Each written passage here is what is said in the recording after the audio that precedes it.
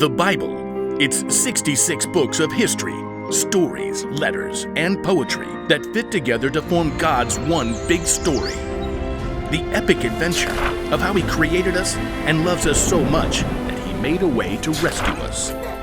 As we travel through the Bible, from Genesis to Revelation, we discover people who met God and found their lives changed forever. And now for an amazing story, inspired by the book of 2 Samuel, chapter 9, verses 1 through 13. King David was called a man after God's own heart. He was one of Israel's greatest, most powerful rulers. But long before David became king, he was best friends with King Saul's son, Jonathan. Whatever happens, please be kind to me. I know the Lord will defeat all your enemies someday, but promise to always be kind to me and to all my family. I promise. Though King Saul was jealous of David and many times tried to kill him, he and Jonathan remained close friends until the one day David received very terrible news. The Philistines attacked us. Saul and Jonathan are dead. Even though Saul had been his enemy, David was still deeply saddened. He even wrote a song to help the Israelites grieve the deaths of Saul and Jonathan. Israel's mighty men have fallen. Now that Saul was dead, David could become king just as God had declared many years before. Even so, there were still many long years and long battles before David finally was king over all of Israel. I will honor God by doing what is fair and right for everyone. One day, David remembered the promise he had made to always be kind to Jonathan's family. He called for his officials. Is anyone left from Saul and Jonathan's family? Oh, excellent. We shall locate them, prosecute them, and place them all in jail. No. I want to be kind to whoever is left, because of Jonathan. But King Saul was your enemy.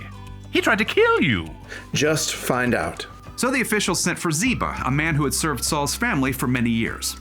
Are you Ziba? Ziba eyed King David warily and glanced around to see whether this might be some kind of trap. I am ready to serve, Your Majesty.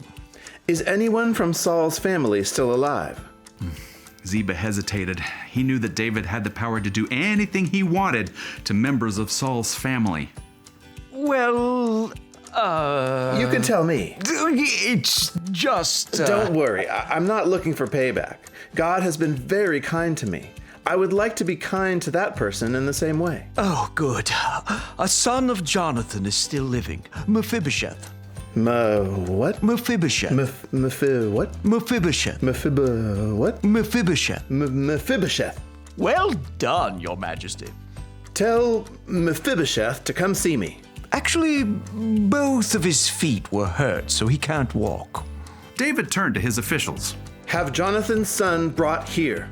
Now, Mephibosheth knew perfectly well his grandfather had tried to kill David, even though he probably knew that his father Jonathan was good friends with David. So, like Ziba, he probably feared the worst when messengers arrived with a command from the king. Oh, King David wants to see me. Maybe I should just send a message, a singing telegram or a talking mime. As Mephibosheth approached the palace, he stared up at the imposing walls and towers. Oh, okay. I'm here. I've seen it all. We can go now, right? So long, farewell, auf Wiedersehen, good night. As he was brought before David, Mephibosheth fell down to his knees, bowing low before the king. Mephibosheth. Mephibosheth didn't dare look up. I'm ready to serve you. Well, you could start by letting me call you something easier. How about Bo? Mephibosheth finally raised his face to see that David was smiling.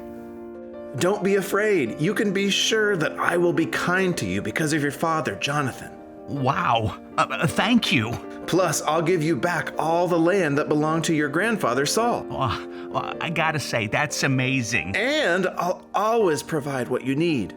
I don't get it. Why are you doing anything for me? I'm about as important as a dead dog. You're Jonathan's son, and I made him a promise. David called for Ziba to return. Ziba, I'm giving Bo here everything that belonged to Saul and his family. You and your sons and servants will farm the land for him and take care of him. I'll provide everything he needs. I'll do anything you say. Perfect. Now, Bo, do you have any sons? Just one, a little boy named Micah. Excellent. I'll teach him to drive my chariot. From that time on, Mephibosheth and his family came to live in Jerusalem, and David provided everything they needed, just as he had promised Jonathan.